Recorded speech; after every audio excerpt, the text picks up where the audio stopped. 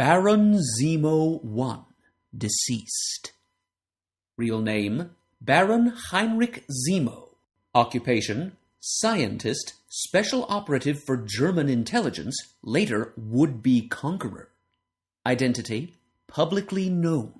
Legal status, German citizen, later citizen of an unidentified South American nation who was wanted through much of the world for war crimes. Former aliases, none known. Place of birth, Castle Zemo, Germany. Place of death, unidentified location in South America. Marital status, married. Known survivors, Baron Helmut Zemo, son. See Baron Zemo. Group affiliation, founder and leader of the original Masters of Evil. First appearance, Avengers number 4. Final appearance, Avengers number 15. History. Baron Heinrich Zemo was one of the most brilliant scientists of Nazi Germany, surpassed perhaps only by Arnim Zola. See Arnim Zola. Zemo joined the National Socialist, or Nazi, Party early in its existence, and after Hitler took power, offered his services to the government as a designer of new weapons for the military and for the intelligence services. Zemo's most notorious early success in this area was his death ray gun that could disintegrate its targets. The death ray was actually a laser beam, which Zemo had discovered how to create decades before other scientists would reinvent the process. Sergeant Nick Fury and his squad of commandos, see Nick Fury, Howling Commandos, invaded Zemo's castle in order to destroy the only existing death ray gun. Zemo blew up the castle with the ray gun inside rather than allow the commandos to capture it. American and British newspapers had widely publicized Zemo's death ray and portrayed Zemo himself as a satanic figure.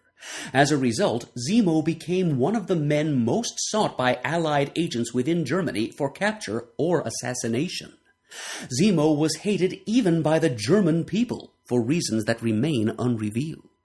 Aware that he had become a target for attacks and shaken by the invasion of his own castle, Zemo went into hiding along with his wife Hilda and their son Helmut, and even took to wearing a red hood to conceal his identity as he worked in the secret laboratories he built with the wealth given him by a grateful Hitler. Zemo's major project was now the development of Adhesive X, an adhesive so strong that, once applied, it could not be removed by any means then known to science. Adhesive X had tremendous military potential. Enough of it, dropped from the air, could entrap a small army. Wearing his hood, Zemo was working in one of his laboratories when Captain America broke into it. To prevent Zemo from turning over what was then his sole supply of Adhesive X to the Nazi government, Captain America hurled his shield at the vat containing the adhesive. The shield shattered the vat, whose contents poured over Zemo's head.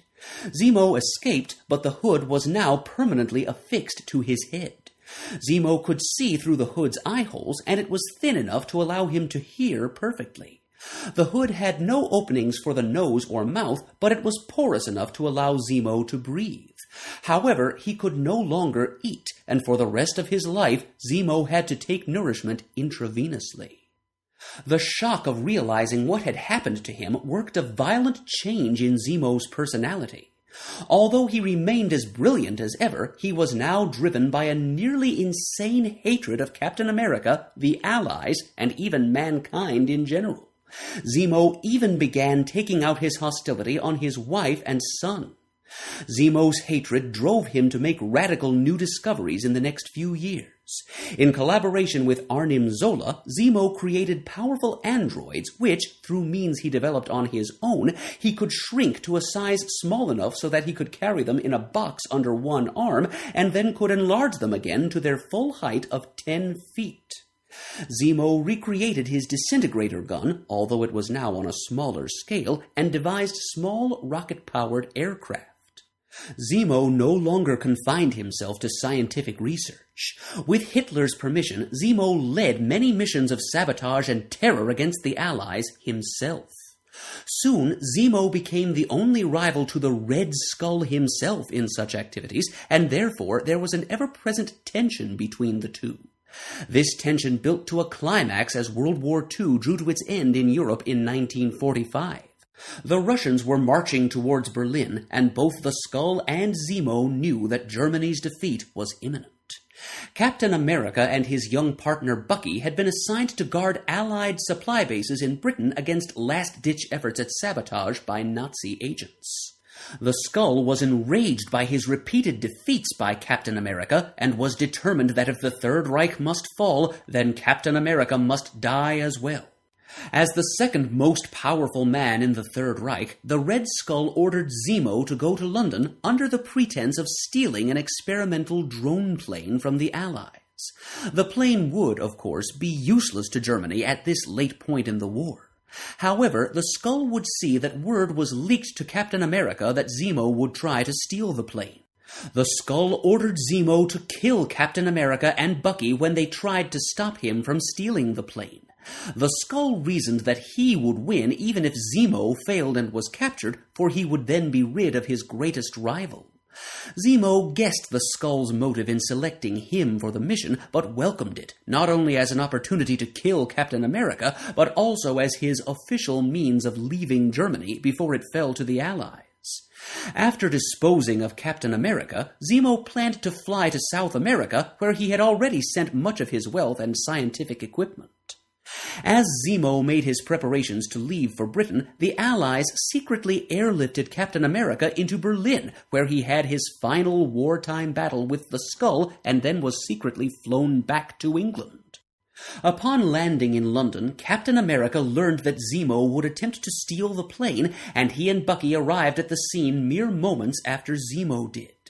One of Zemo's androids knocked out Bucky, and Zemo used a stun ray on Captain America.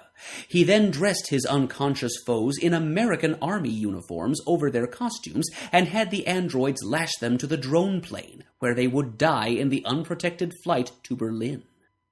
Decades later, Captain America and his fellow Avengers, Hawkeye, Goliath, and the Black Panther, used a time machine invented by Dr. Doom to travel back in intangible form to this very day of Zemo's attempt on the drone plane to watch what happened. Due to outside influence, the Avengers materialized in the past in physical form. Zemo was astounded to be confronted by another Captain America and theorized that there must be more than one. Captain America's self from the future and his fellow Avengers battled Zemo and his androids, but soon began fading once more into invisibility and intangibility. But before Captain America's future self faded completely, he hurled his shield so as to sever the bonds of the 1945 Captain America and Bucky. The 1945 Captain America awoke in time to see the shield, but he did not see his future self. Zemo, having discovered that the drone plane was booby-trapped while examining it, then launched the plane, pretending that the Third Reich must have it. Captain America and Bucky raced after it on a motorcycle and leapt toward it. Captain America could not reach it, but Bucky did. As Captain America plunged towards the sea below, he warned Bucky to let go because the plane might be booby-trapped. Seconds after Bucky spotted the bomb on the plane, it exploded, killing Bucky. See, Bucky. The icy waters below and the super soldier serum in his body sent Captain America into suspended animation for decades. See, Captain America. The triumphant Zemo flew to an undisclosed location in a South American jungle where he spent the next decades in hiding, and the observing Avengers returned to their own time. Zemo had left his wife and son behind in Germany. Zemo was certain that he had killed the Captain America who had always fought him in the past, and so he was undisturbed by news reports about other Captain Americas over the following years. Zemo spent the next decades working on his means for conquering the world, a gigantic satellite bearing a series of mirrors with which he could convert solar energy into a death ray capable of wiping out entire cities. But then, in recent years, Zemo learned from a newspaper of the return of the original Captain America and realized from what Captain America told the press that he was the one Zemo had fought and thought he had killed. Infuriated, Zemo determined to kill Captain America. To this end, he recruited the second Black Knight, the Melter, and the Radioactive Man, who together became known as Zemo's Masters of Evil, to kill Captain America's new partners, the Avengers, so that they could not protect him from Zemo's vengeance. These first three Masters of Evil failed, as did Zemo in his effort to kill his revived foe. Zemo next recruited the Enchantress and Executioner, and later used a special radiation treatment to transform Simon Williams into the superhumanly strong Wonder Man so that he could help defeat the Avengers. See Wonder Man. Zemo still met with failure against the Avengers. Next, Zemo entered an alliance with Immortus. See Immortus. To fight the Avengers. Finally, in an all-out effort, Zemo had Captain America's friend Rick Jones captured and brought to his South American base, while he had the second Black Knight, the Melter, the Enchantress, and the Executioner launch a full-scale attack on the Avengers. Captain America flew to Zemo's base and rescued Jones. Zemo then led his men in a charge against Captain America, who used his shield to create a landslide that separated himself and Zemo from Zemo's men. Zemo aimed his death ray directly at Captain America, who used his shield to reflect strong sunlight into Zemo's eyes, temporarily blinding him. The blinded Zemo fired wildly, causing another landslide, which killed him. Captain America buried Zemo's body himself. Height, 5 feet 9 inches. Weight, 180 pounds. Eyes, blue. Hair, gray-black. Powers.